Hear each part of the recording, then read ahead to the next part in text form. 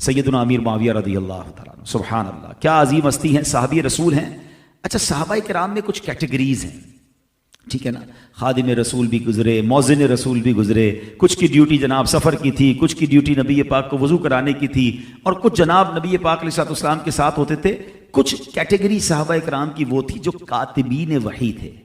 کاتبین وحی بڑا اسپیشل مقام ہے، یعنی جن کو نبی پاک وحی لکھنے کی ڈیوٹی دی تھی، یعنی جو قرآن نبی پاک پر نازل ہوتا تھا، جبریل امین لے کر آتے تھے، تو پیارے آقا ان کو یہ ڈیوٹی دیتے تھے کہ وہ قرآن لکھتے تھے۔ کتنا بھروسہ تھا، یعنی مجھے اور آپ کو آج جو قرآن ملا ہے اور ہم دعوے سے کہتے ہیں کہ یہ رب کا کلام ہے اور اس میں زبر زیر پیش کی بھی غلطی نہیں ہے، یہ احسان ہے کاتبین وحی کا، اور یہ ان کی امانت داری ہے کہ انہوں نے پورا قرآن پہنچایا۔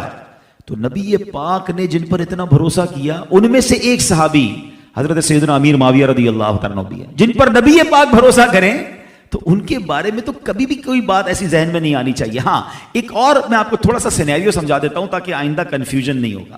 حضرت امیر معاویہ رضی اللہ تعالیٰ عنہ کو بہت زیادہ بعض اوقات معاذ اللہ غلط کرتے ہیں، کرٹیسائز کرنے والے یزید کی وجہ سے کرٹیسائز کرتے ہیں کہ یزید بڑا پلید تھا، اس نے کربلا والوں پر بہت ظلم ڈھایا۔ ہم بھی کہتے ہیں وہ پلید تھا، ابھی تو سزا اس کو ملنی ہے، لیکن کسی کی اولاد کی وجہ سے کسی کو کرٹیسائز یا کسی کو برا بھلا نہیں کہا جا سکتا۔ اگر یہ فارمولہ مان لیا جائے تو حضرت آدم کا بیٹا ہی تو قابیل تھا نا، جس نے اپنے بھائی کو قتل کیا، ٹھیک ہے؟ تو کیا معاذ اللہ بیٹا قاتل ہے اس لیے باپ کو برا کہیں گے؟ اگر حضرت آدم کو برا کہیں گے تو ایمان سے ہی چلے جائیں گے، وہ تو اللہ کے نبی ہیں۔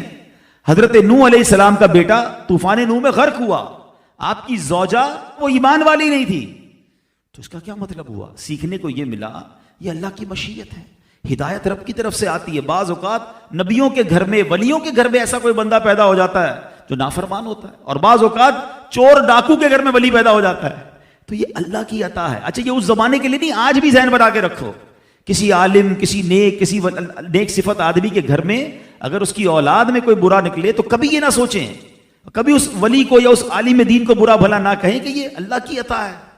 بھائی باپ تو کوشش ہی کر سکتا ہے نا، ہدایت تو رب نے دینی ہے، نہیں ہے نصیب میں اس کے۔